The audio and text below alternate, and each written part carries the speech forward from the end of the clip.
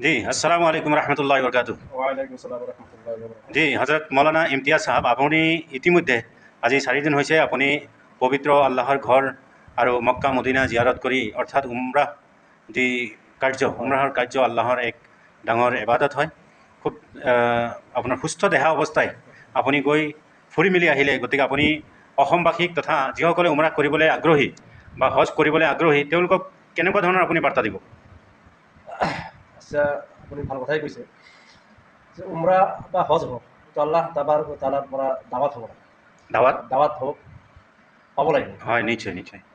হজৰত মই এইখিনিতে এটা কথা কওঁ, মই বহু মানুহ এনেকুৱা দেখিছোঁ মোৰ সন্মুখত, মানে মই প্ৰায়ে যেতিয়াই কথা পাতোঁ মই এই কথাষাৰ লগে লগে ধৰোঁ। মই এইটো কাৰণে ধৰোঁ, মোৰ সন্মুখত এজন মানুহে পইচা জমা দিলে, তেওঁ পাছপৰ্ট অলৰেডি বনালে, পইচাও জমা দিলে, কিন্তু বেচাৰা হজত যাব নোৱাৰিলে। গতিকে আপুনি কোৱা কথাটো সত্য কথা। আল্লাহৰ তৰফৰ পৰা দাৱাত দাৱাত পাব লাগিব। গতিকে নিশ্চয় ইমান পবিত্ৰ জেগা হয়, যি জেগাত নেকি আল্লাহ নবী সাল্লাল্লাহু আলাইহি ওয়াসাল্লামৰ জন্মগ্ৰহণ হৈছিলে, মক্কা নগৰ। নিশ্চয় মক্কা নগৰ ইমান এটা ধুনীয়া পৰিৱেশ,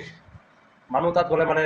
দুনীয়া সকলো বস্তু পাহৰি যায়, হয়, নিজৰ ঘৰ বাৰীও পাহৰি যায়। নিশ্চয়। কিন্তু মই নিজে গৈ অনুভৱ কৰিব পাৰিছোঁ, ফিলিং কৰিছে। ফিলিং কৰিব পাৰিছোঁ। যিজনৰ খাতিৰে আল্লাহ নবী সাল্লাল্লাহু আলাইহি ওয়াসাল্লামে দুনিয়া আসমান জমিন নবীৰ খাতিৰে আল্লাহ পাক ৰব্বুল আলামিনে সৃষ্টি কৰিছে। মক্কাৰ জেগা তাত চব মৰুভূমিহে, তাত আল্লাহ পাক ৰব্বুল আলামিনে নবী পাক ইছলামক সেই জেগাত জন্মগ্ৰহণ কৰাইছে। জন্মগ্ৰহণ কৰাই আল্লাহ পাক ৰব্বুল আলামিনে সেই জেগাডোখৰত আল্লাহ পাক ৰব্বুল আলামিনে নিজস্ব ঘৰ দান কৰিছে। আমি কাবা শৰীফ বুলি কওঁ। জি এই ঘৰ নেকি ইব্ৰাহিম আলাইহিছ সালাতু ওয়াছ সালামে নিজ হাতেৰে বনাইছে, আৰু সেই ঘৰ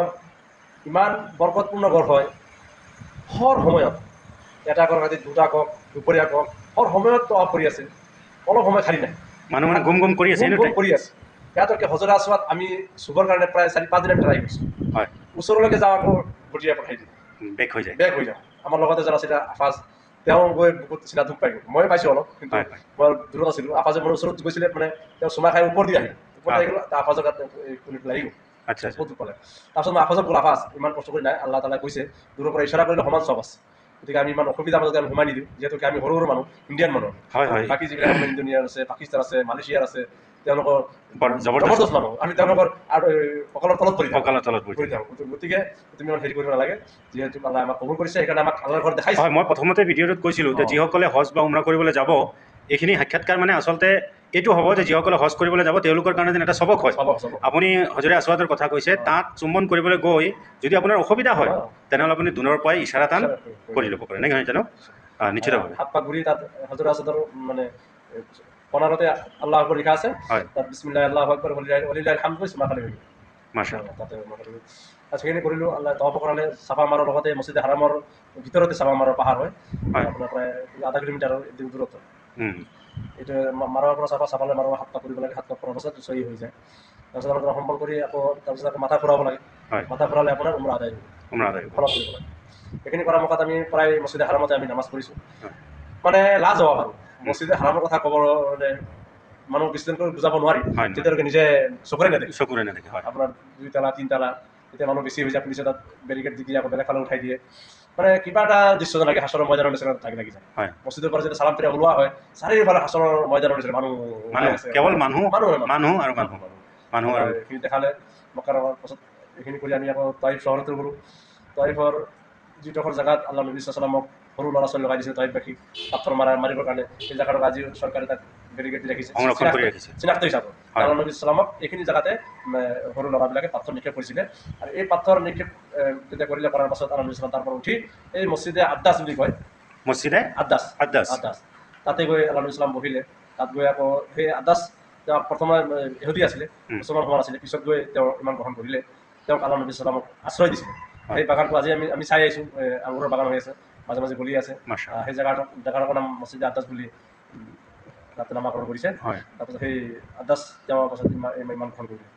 এইখিনি দৃশ্য দেখিলোঁ যেন আল্লাহ নবী সাল্লাম যেতিয়া তেজ ৰঙলিত হৈ গৈছিলে, যি পাথৰত গৈ টেক লগাই বহিছিলে, হয়, সেই পাথৰটো এনেকুৱা লাগিছে নিজ চকুৰে দেখিছোঁ। গাড়ী সুবহানাল্লাহ। দুপাক ঘূৰাইছে, মানে আমাক তাত ডাঙৰ গাড়ী ৰখাব নিদিয়ে, হয়, যিহেতুকে আমাক মোৱালিমে ক'লে আপোনালোকে আমি কৈ দিম আপোনালোকে গিলাচ বাহিৰে চাওক। হয়, প্ৰথমবাৰ ঘূৰাওঁতে মানে দেখাইছিলোঁ ওপৰ ফালে, কিছুমান ওপৰ ফালে, পিছতে পাহাৰৰ ফালে। তাৰপিছত নেক্সট বাৰ আহোঁতে কোনো ওপৰত নহয়, তলফালে চাওক, তলফালে সেই পাথৰৰ জেগাখিনিত গ্ৰিল মাৰা আছে, আচ্ছা আচ্ছা। গ্ৰিল মাৰি দিছে যাতে কোনো তাত সোমাব নোৱাৰে। হয়, তথাপি মানুহৰ জজবাত, আমি চকুত চাই থকাৰ অৱস্থাত মাইকী মানুহ সেই গিৰিল প্ৰায় 8-9 ফুট মানুহ গিৰিল সেইটো পাৰ হৈ গৈ তাত গৈ চুইছে সুবহানাল্লাহ তাত গৈ চুইছে তাত পুলিচ লাগি আছে লাগি আছে চিকিউৰিটি লাগি আছে ঠিকে আছে তথাপিও মানে তেওঁ পাৰ হৈ গুচি গ'ল মানে তাত গৈ চাই কিছু যেতিয়া ক'লে যে সেই মাইকী মানুহ যে ওচৰত গৈছে সেই পাথৰটোৱে হয় এনেকুৱা লাগিছে যে তেজটো আজি কালি পৰহি থাকিছে মানে পাথৰত তেজ লাগি আছে সুবহানাল্লাহ গতিকে এইটো এটা ডাঙৰ এটা মজিজা ডাঙৰ এটা মজিজা যে যি হওক যেতিয়া নেকি তাইফ চহৰৰ পৰা ইমানৰ দাৱাত দি পেলাই তেজেৰে যেতিয়া লহুলহান হৈ গ'ল আহি পেলাই য'ত আহি খন্তেক সময় বিশ্ৰাম কৰিছিলে সেই তাত তেজ মানে এতিয়াও লাগি আছে আৰু পাথৰত তেজ লাগি আছে আৰু তেজটো লাগি থকা এনেকুৱা লাগিছে যেন কালি পৰহিৰ তেজ হ'ব তাজা তেজ নহয় জানো হয় আচ্ছা যাকে নহওক এতিয়া ইয়াৰ লগতে আপুনি জমজমৰ বিষয়ে কি ক'ব জমজম যে ইমান কোটি কোটি মানুহে পানী খাইছে তাত পানী শেষ নহয় নেকি জমজমৰ কুৱাটোতো আগতে খোলা আছিলে এতিয়া যেতিয়া কাবা শ্বৰীফ যেতিয়া বনাই দিলে বনাই দিয়াৰ পাছত কাবা শ্বৰীফৰ হজৰ আসৱাৰটো সন্মুখত প্ৰায় 10-12 ফুটমান আগত তাত মানে এতিয়া এয়াৰ কণ্ডিশ্যন কৰি দিছে তলত মানে হেৰি পোৱা আছে ওপৰত ঢাকন চিষ্টেম আছে তলে পাইপ নি এইটো মানে পাইপেৰে বস্তুটো পানীটো যাতে সংৰক্ষণ কৰে বিভিন্ন জেগাত নিছে আৰু এটা কথা শুনিছোঁ এই পানীটো ইমান কৰিশ্মা পানীটো কোনোদৰে কানেকশ্যন কৰি মদিনালৈকে পहुঁচাই দিছে সুবহানাল্লাহ তলে নি মদিনাত পানী দিয়ে আমাক জমজম কৰাৰ পানীবিলাক তাত এটা ষ্ট'ৰ ৰুম আছে তাৰপৰা মানে আছৰ পাছত আকৌ ৰাতি ইশাৰ পাছত 2 টাইম তাত পানী দিয়ে মানে ৰাম পানী লৈ গৈছে পানী দিছে জমজমৰ পানী পেট্ৰল ভৰাই যেনেকুৱা হেৰি আছে টিপা মাৰি বটলত ভৰাই দিয়ে টেপৰ নিচিনা একদম চবেই লৈ আছে চবেই পানী লৈ প্ৰায় 40-50টা মান নট চিষ্টেম আছে মানে কোনো ভিৰ নহয় জি ইমান মানুহ গৈ আছে পানী লৈ আছে আহি আছে বাছ মানে কষ্ট নহয় আপোনালোকে মক্কাত কেইদিন থাকিলে মক্কাত আমি 7 দিন থাকিলোঁ আৰু মদিনাত 7 দিন থাকিলোঁ মদিনাত 8 দিনৰ আমি ঘূৰি আহিলোঁ হয় 8 দিন থাকিলোঁ মদিনাত আৰু আপোনাৰ আমি যে কোৰাণ বা হাদিছত আমি পঢ়িলে গম পাওঁ যে উহুদ পাহাৰ বা বদৰৰ যুদ্ধ হোৱা স্থল বা আপোনাৰ খৈবৰ স্থল এনেকুৱা ইত্যাদি আপোনালোকে ক'ত গৈছে কি কথা আমি উহুদ পাহাৰত গৈছোঁ তাৰপিছত আকৌ গজোৱা খন্দকৰ যুদ্ধ আছিলে খন্দক খান্দিছিলে যিসকল চাহাবাসকলে কেইজনমান চাহাবাৰ খন্দকৰ লগতে তেওঁলোকৰ কবৰ আছে ৰজাৰ তাতে চালোঁ কিছুমানৰ পাহাৰৰ ওপৰত আছে পাহাৰতো আমি চাইছোঁ ইয়াতো বহুত চাহাবাসকলে তেওঁলোকৰ ৰজা আছে তাৰপাছত এইখিনিয়ে চালোঁ আৰু আচ্ছা কোৰাণ যে নাজিল হৈছিলে সৰ্বপ্ৰথম কোৰাণ নাজিল হৈছিলে ইকৰা বিস্মি ৰাব্বিকাল্লাযী খালাকাল ইনসানা মিন আলাক এই মানে য'ত কোৰাণ অৱতীৰ্ণ হৈছিল প্ৰথম সেইডোখৰ বিষয়ে অকণমান এইডোখৰ হৈছে পাহাৰৰ নাম হৈছে যাবলৈ নুৰ এইটো আপোনাৰ মিনাৰ ওচৰতে মিনাৰ একেবাৰে মিনাৰ লগত লাগি আছে পাহাৰটো বহুত ওখ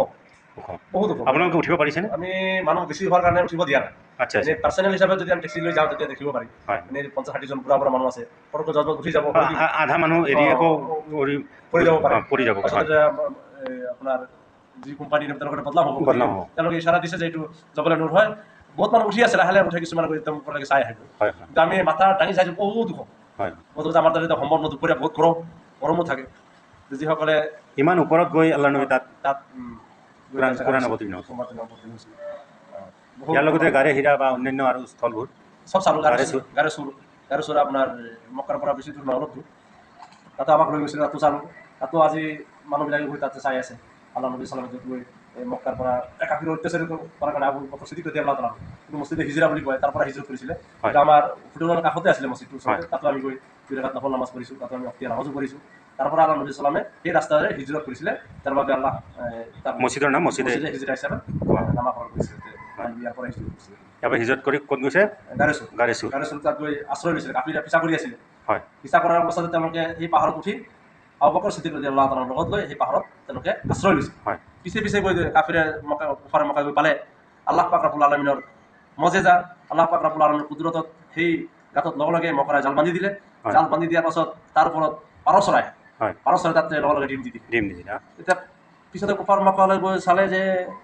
ইয়াতে কিছুমানে গৈছে ইয়াতে হ'ব পাৰে আৰু কিছুমানে ক'লে নহয় ইয়াত হ'লেতো মকৰাৰ জাল আছে পাৰ চৰাই ডিম দিছে ইয়াত সোমালেহেঁতেন এইখিনি নাথাকিলেহেঁতেন গতিকে ইয়াত নাই আবু বকৰ চিদ্দিক ৰাদিয়াল্লাহু তাআলা চিন্তিত কৰি আছে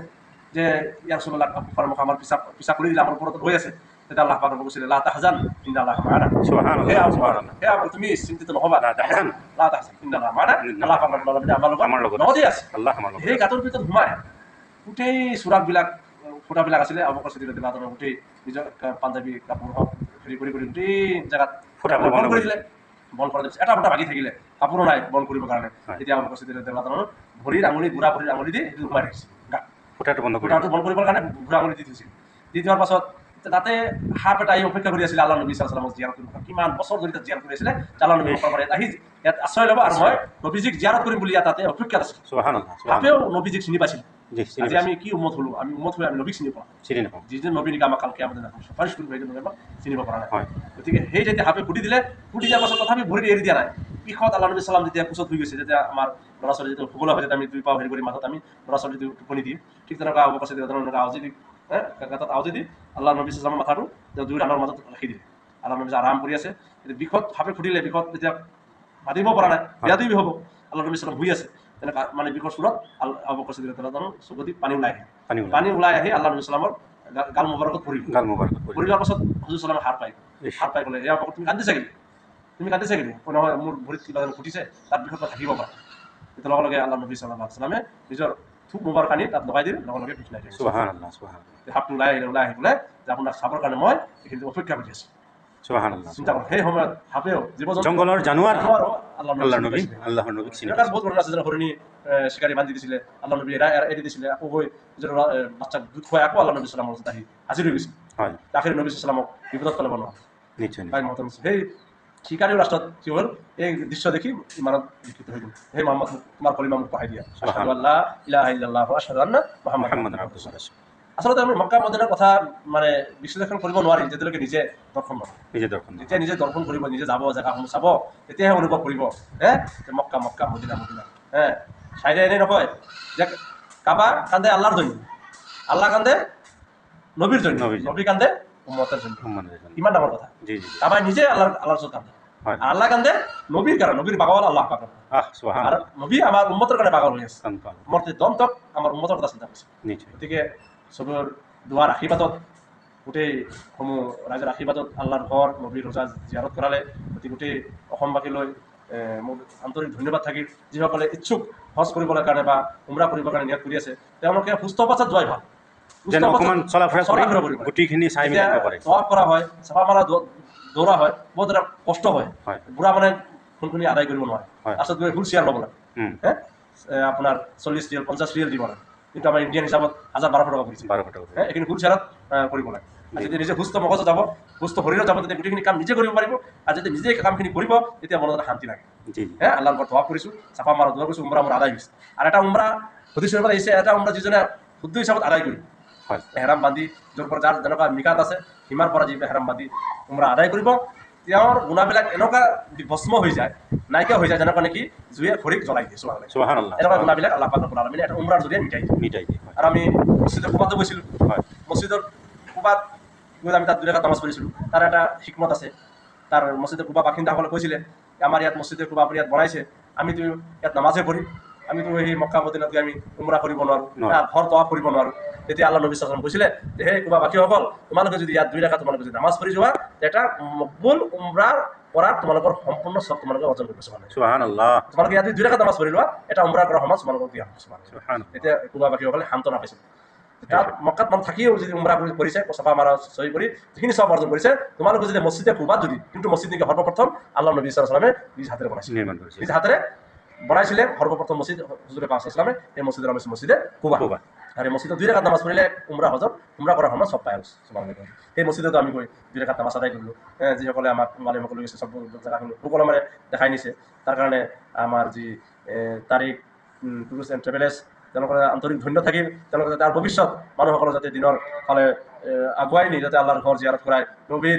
ৰোজা জিয়াৰত কৰায় আচল কথা হৈছে কি যিসকলে ধৰক নামাজ চোজা যদিও নপঢ়ে তেতিয়া নেকি তেওঁলোকে এই দৃশ্যবিলাক দেখি যায় তেওঁলোকৰ অন্তৰত এটা আল্লাহৰ ভয় আহে নবীৰ মহব্বত জমে আহাৰ পাছত কমচে কম তেওঁলোকে মছজিদৰ লগত জড়ি থাকে দিনৰ কামত জড়ি থাকে যে মই আল্লাহৰ ঘৰ চাই বাস্তৱ বস্তুবোৰ যিহেতুকে চাই যায় যে ইয়াত কোনো বানাৱটি নাই আমি কিতাপত কোৰাণত হাদিছত জুনাবে মুফতি মুহাদ্দিছে যেনেকৈ কৈছে তেনেকৈ আমি পাইছোঁ ইয়াত আহি কাবা শ্বৰীফ পাইছোঁ মক্কা পাইছোঁ মদিনা পাইছোঁ মছজিদে হাৰাম পাইছোঁ আৰু কি কয় গাড়ী হেৰা পাইছোঁ গাড়ী চুৰ পাইছোঁ গোটেইখিনি যেতিয়া বাস্তৱত দেখে তেতিয়া নিজকে মানে এটা প্ৰাউড ফিল হয় যে মাশাআল্লাহ আমি এটা হকিকত ধৰ্মৰ মাজত জীৱন পাহাৰ আছে মৰুভূমি জেগা এনেকৈ আচলতে গতিকে আল্লাহ পাক ৰব্বুল আলামিনে আপোনাৰ এই সাক্ষাৎকাৰৰ যোগেদি যিসকলে পবিত্ৰ হজ আৰু উমৰা কৰিম বুলি নিয়ত কৰিছে তেওঁলোকৰ যেন ভাল হওক ইয়াৰ যোগেদি এটা ভাল তেওঁলোকেও যেন কিছু শিক্ষণীয় বস্তু পাওক তাকে কামনা কৰি আজি এই সাক্ষাৎকাৰ ইমানতে শেষ কৰিছোঁ। আসসালামু আলাইকুম।